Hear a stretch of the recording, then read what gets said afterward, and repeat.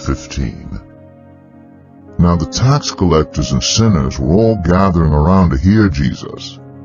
But the Pharisees and the teachers of the law muttered, "This man welcomes sinners and eats with them." Then Jesus told them this parable. Suppose one of you has 100 sheep and loses one of them.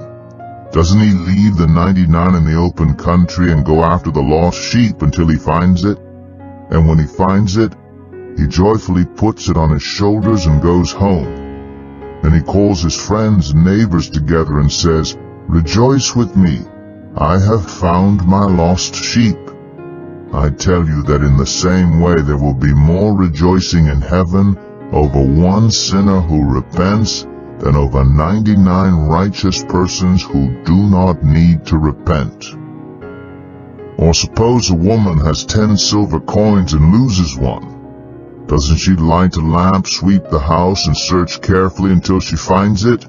And when she finds it, she calls her friends and neighbors together and says, "Rejoice with me, I have found my lost coin."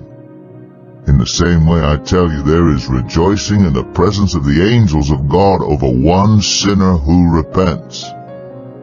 Jesus continued, There was a man who had 2 sons. The younger one said to his father, "Father, give me my share of the estate."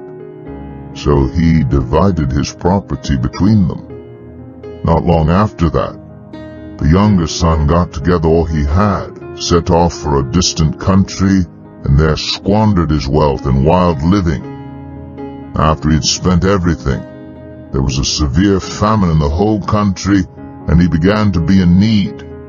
So he went and hired himself out to a citizen of that country, who sent him to his fields to feed pigs. He longed to fill his stomach with the pods that the pigs were eating, but no one gave him anything. When he came to his senses, he said, "How many of my father's hired servants have food to spare, and here I am starving to death? I will set out and go back to my father and say to him, 'Father, I have sinned against heaven and against you. I am no longer worthy to be called your son. Make me like one of your hired servants.' So he got up and went to his father. But while he was still a long way off, his father saw him and was filled with compassion for him. He ran to his son, threw his arms around him, and kissed him. The son said to him, 'Father, I have sinned against heaven and against you. I am no longer worthy to be called your son.' But the father said to his servants, 'Quick, bring the best robe and put it on him. Put a ring on his finger and sandals on his feet. Bring the fattened calf and kill it. Let's have a feast and celebrate. For this son of mine was dead and is alive again. He was lost and is found.' So they began to celebrate.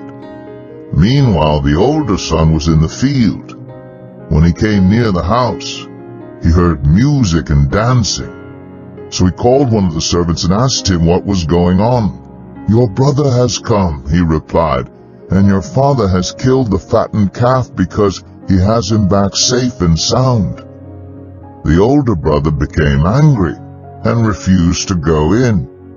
So his father went out and pleaded with him. But he answered his father, 'Look, all these years I've been slaving for you and never disobeyed your orders.